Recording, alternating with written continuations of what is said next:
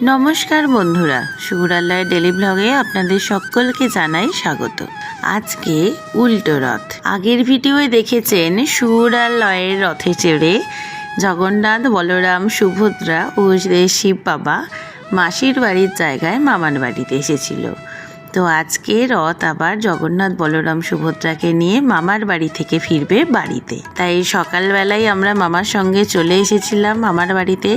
এদিকে দিদুনও আজকে জগন্নাথ দেবদেরকে ভালো করে ফল মিষ্টি দিয়ে সেবা দিয়ে দিয়েছেন, কারণ জগন্নাথ দেব আজকে দিদুনের বাড়ি থেকে চলে যাবেন। দাদুন অনেক ফুলমালা কিনে রেখে দিয়েছিল, সেগুলো দিয়েই রথকে আর জগন্নাথ দেবদের সাজিয়ে দেওয়া হয়েছে। আর বিকেল থেকে তো দুজনে অধৈর্য হয়ে যাচ্ছে কখন রথ টানা হবে। এই যে রথকে টেনে টেনে নিয়ে যাওয়া হবে রাস্তা দিয়ে কাঁসর ঘণ্টা বাজিয়ে, এটা ওদের খুব ভালো লাগে। তাই ঘুমায়নি বেশিক্ষণ, ঘুম থেকে উঠে থেকে শুধু একটাই বায়না, কখন রথ টানা হবে।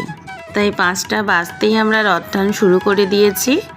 ওদের দাদা ভাই এখানে ব্রিজের কাছে অপেক্ষা করছে। আগের দিন যে এখানে মামা, মাসি, তারপর দিদুন সকল অপেক্ষা করছিল সেখানে। আর এদিকে সুর, লয় আর ওদের বম্মা মিলে রথ টান শুরু করে দিয়েছে। দাদুন গেটের কাছে বার করে দিল, আর মামা আছে আজকে রথ সামলানোর দায়িত্বে। এদিকে যেতে যেতে মাঝে মধ্যে দাঁড়ানো হচ্ছে, কারণ অনেকে রথের দড়িতে টান দিচ্ছেন, ওদেরকে চকলেট দিচ্ছে, রথে পয়সা দিচ্ছে। তাই একবার করে দাঁড়ানো হচ্ছে, আবার একটু করে আগানো হচ্ছে।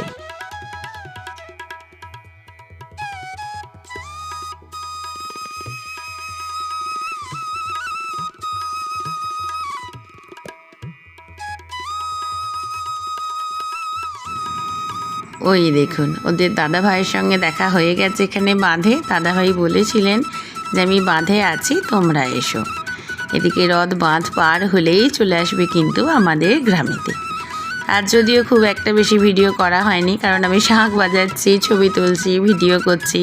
তারপর রাস্তায় সামনে ওদের সঙ্গে থেকে ওদেরকে পার করতে হচ্ছে, যে গাড়ি এসে যাচ্ছে তোমরা সাইড হও আর হও, এইসবগুলো করতে হচ্ছে। মাসিমণি আজকে নেই, বাপিও নেই, তাই ওদের সামলাতে সামলাতে বেশি ছবি ভিডিও আর তোলা হয়নি। কিন্তু এই করতে করতেই আমরা বাড়ি চলে এসেছি।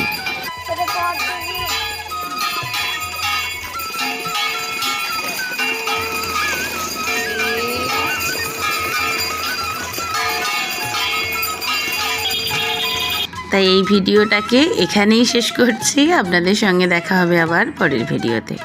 সবাই ভালো থাকবেন, সুস্থ থাকবেন, আর অবশ্যই আমাদের সঙ্গে থাকবেন।